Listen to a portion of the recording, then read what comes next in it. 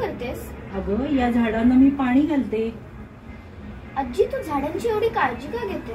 अगं, झाडांची काळजी घेणं खूप महत्वाचं असतं, कारण ही आपल्या कुटुंबाप्रमाणे असतात. Means family. हो. पण कसं, मला सांगशील?